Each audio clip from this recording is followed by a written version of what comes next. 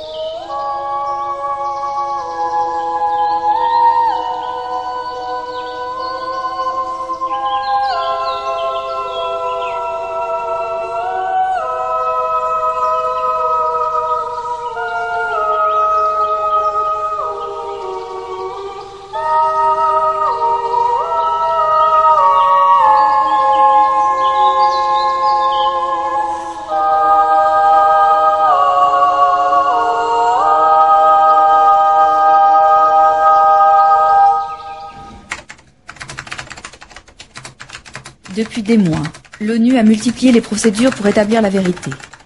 Elle a déployé plus de 5000 soldats, avec armes et bagages sur le terrain. Mais son enquête sur le génocide est une imposture. Un seul représentant basé à Kigali, sans budget, sans voiture, sans radio, a servi pendant 4 mois de caution au discours officiel sur la lutte contre l'impunité. Quand les observateurs des droits de l'homme arrivent enfin sur le terrain, l'ONU change leur mission. Tous les éléments d'information relatifs au génocide sont à reprendre à zéro. Il faut désormais attendre les enquêteurs du tribunal international. Au Rwanda, depuis avril 1994, l'ONU fait le pari de l'échec et le choix du mensonge.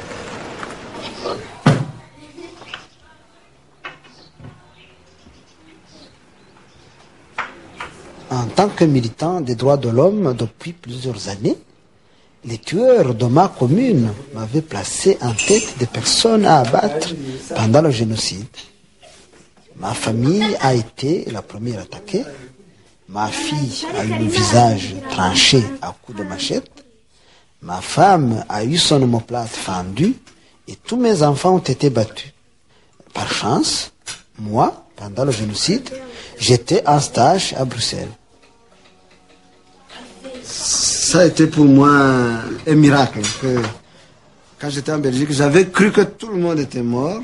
Et quand je rentrais, je croyais que j'allais peut-être vivre dans un couvent, essayer de m'occuper d'autre chose, parce que je ne me voyais pas encore entrer dans mon remarié, de faire... de recommencer à avoir des bébés de quelques 2 kilos. Alors. J'ai d'ailleurs cru comprendre que c'était un message providentiel. J'avais survécu par hasard. Ma famille, qui fut la première attaquée, a survécu. Je me suis dit certainement que le sacré bon Dieu devait me réserver une mission assez sérieuse, à savoir celle que les droits de l'homme dont je m'occupe. C'est pour cela que peut-être j'ai repris avec courage mon travail comme à l'accoutumée, sans me préoccuper des risques que notre travail nous fait courir. Quand j'arrive un peu tard, elle est très inquiète. Elle croit que ça y est, je me suis fait avoir. En tout cas, j'ai eu peur. J'ai peur.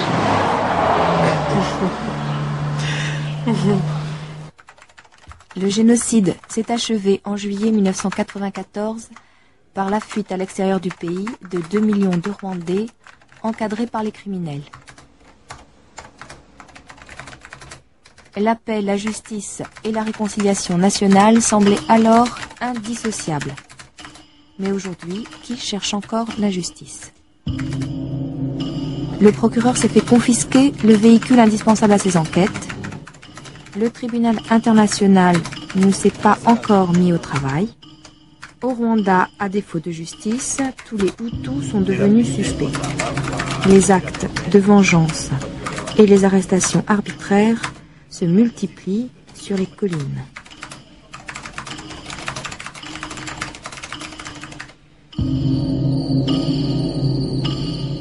Aujourd'hui, des extrémistes sont nés. Évidemment, ils donnent prétexte qu'il y a eu génocide. C'est pour cela que vous verriez ici un certain nombre de personnes qui, même ont fait des études, qui estiment que la justice expéditive, donc je veux dire la vengeance, qui préfèrent la vengeance à une justice légale, à la procédure normale, etc. Et ils vous disent, écoutez, pourquoi consommer du papier, etc. pour un criminel?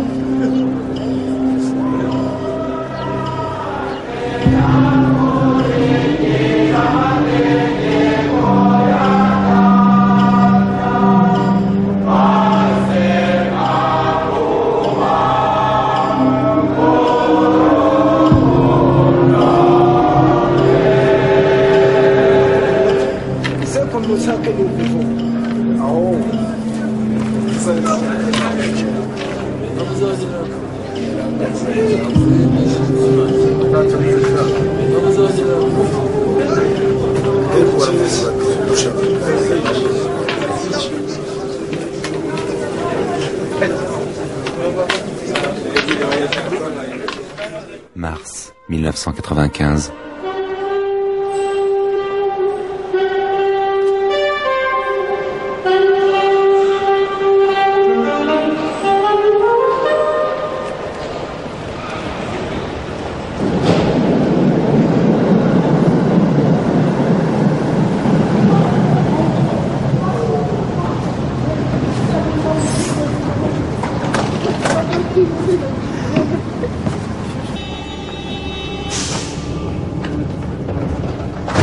J'ai atterri à Bruxelles avec 2 valises de dossiers, de rapports et mes notes. J'ai dû fuir au Rwanda, encore une fois. Des menaces de mort à mon encontre se faisaient chaque jour plus pressantes. On ne supportait plus mon travail sur les violations des droits de l'homme commises par les nouvelles autorités, les militaires, les cadres du FPR, etc. Avant, c'était les extrémistes Hutus, les auteurs du génocide. Maintenant, les extrémistes Tutsis sont responsables de disparitions, d'arrestations arbitraires et d'exécutions sommaires. Je ne voulais pas mourir avec un mot en travers de la gorge. Ce mot doit sortir avant mon dernier soupir.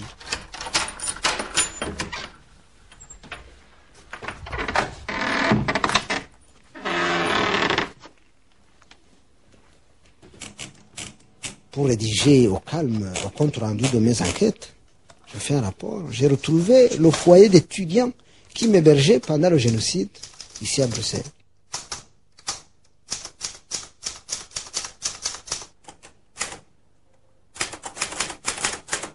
Vous êtes à l'écoute de Radio Rwanda émettant depuis Kigali. Il est 20h01 dans nos studios.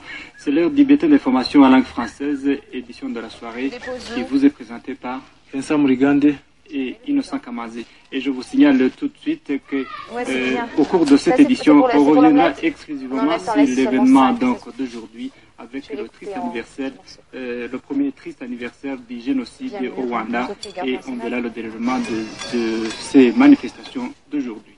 On était avec quelqu'un aussi qui tout d'un coup a dit oh, j'ai peur.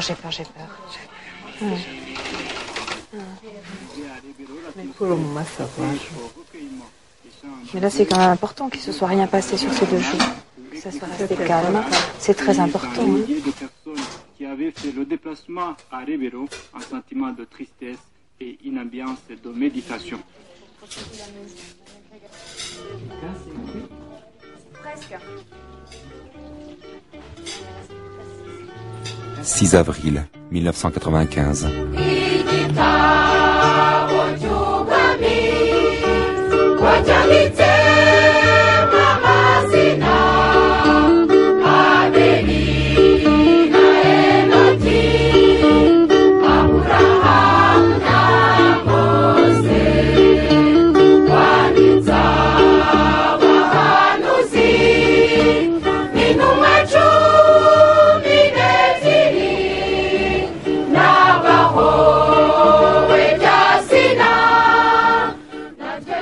On annonce enfin les premiers procès à Kigali et les premières commémorations. 6000 corps extraits des fosses communes d'un hôpital vont être exhumés lors de ces funérailles nationales. Chaque cercueil contient les restes de 30 cadavres.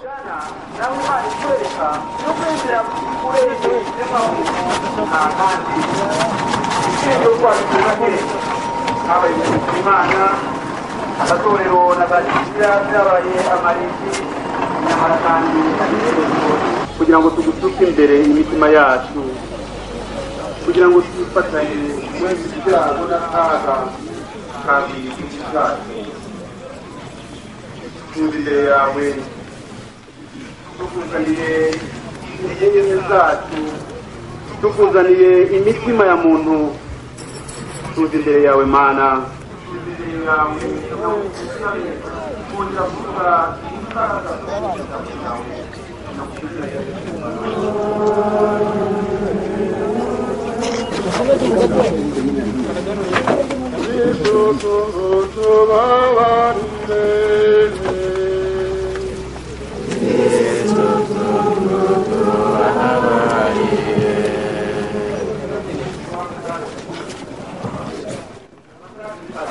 Tant que les morts sont là, je veux dire, ils crient vengeance, quoi. Ils crient vengeance. Et quand ils sont enterrés, ils demandent justice. Je crois qu'il y a vraiment un passage. Et il faut leur faire un monde à part pour pouvoir, nous, continuer à habiter celui-là. C'est pour ça que les pancartes, elles sont essentielles, mais elles sont en même temps cette augmentation. C'est toute cette difficulté de vivre dans le Rwanda aujourd'hui, quoi. Chaque vivant doit porter beaucoup de morts, plus que ne peuvent porter les épaules normalement, quoi. Ça c'est le vrai héritage pour les Rwandais d'aujourd'hui, ce poids des morts qui pèse vraiment sur chacun.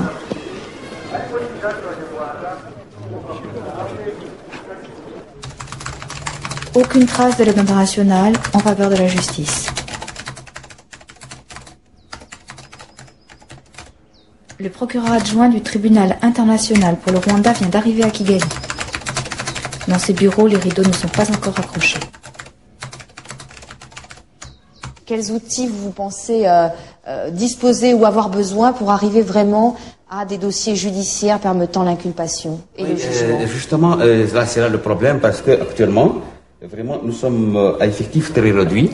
Normalement, nous devrons disposer de 100 enquêteurs au moins. Et ces 100 enquêteurs, vous pensez, je veux dire, vous avez un budget sur ce que ça représente, 100 enquêteurs? Non, justement, c'est là le problème parce qu'on n'a pas encore de budget suffisant pour ça. Le coût, c'est combien pour 100 enquêteurs? Je ne sais pas encore parce qu'on va décider ça la semaine prochaine. Nous donnerions à La Haye. À La Haye? À La Haye. Ah, d'accord.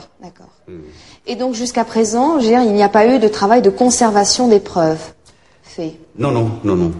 Est-ce que d'autres organisations, par exemple, comme la branche militaire des Nations Unies, à MINUAR, on fait cette cérémonie de passation de documents? Parce que les archives de la Minuar vont être déterminantes pour votre travail. Non, la Minuar n'était pas partie prenante dans la passation de ces documents. Est-ce que ces archives de l'armée française dans la zone turquoise ont été remis au tribunal officiellement ou pas encore? Non. Moi, c'est-à-dire à mon niveau, je ne sais pas encore. Donc, où sont vos soutiens en termes non pas simplement d'espoir et de conviction, mais vraiment concrets? Sur qui vous vous appuyez? Oui, évidemment, votre question est assez embarrassante, disons, parce qu'il y a une différence entre la théorie et la pratique. Ouais. Concernant spécialement le tribunal pour le Rwanda, comme je vous dis, moi je ne suis pas encore au courant de beaucoup de problèmes, étant donné que moi-même je viens de m'installer ici à Kigali. Mais tout sera en définitive décidé la semaine prochaine. Le tribunal international pour le Rwanda a pour mission d'aider ce pays à s'engager sur la voie de la réconciliation nationale en traduisant en justice les responsables des massacres. Je me suis fixé comme objectif de présenter les premiers actes d'accusation dans le courant du deuxième semestre de cette année.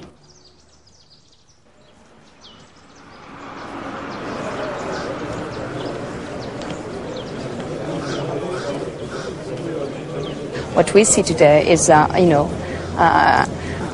justice place which is completely devastated, despite all what we have been said by the cooperation in the reconstruction of the judicial system. That is the first, I think, important criticism, which is not to be addressed to the government, but which is to be addressed to those who are present today, which is the international community.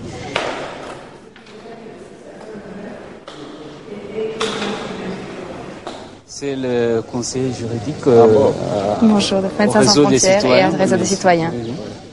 Donc il était en train de me parler du cas d'un enfant qui ne peut pas sortir de prison. C'est ça. Parce qu'il manque 5 000 francs rwandais pour payer l'amende. 5 000 francs rwandais. C'est ça. Pour payer l'amende transactionnelle. Hein. Oui. Il a volé un vélo. Et il est en prison depuis 6 mois. Justement. Voilà. En fait, il n'a pas volé, c'est qu'il a été avec accusé, des gens qui ont volé. Donc, ouais. Moi, je disais que ça, je vais voir ce soir. De toute façon, les 5 000 francs, je les donnerai avant lundi parce que 5 000 francs, c'est pas un problème. Mais ce que je veux voir avec Réseau des citoyens, c'est si on peut mettre en place quand même un travail pour que, au-delà de cet enfant-là, les enfants qui ne sont pas accusés de génocide et qui ont besoin d'une caution ou comme ça, du versement d'une somme dérisoire pour payer leur libération. Hein.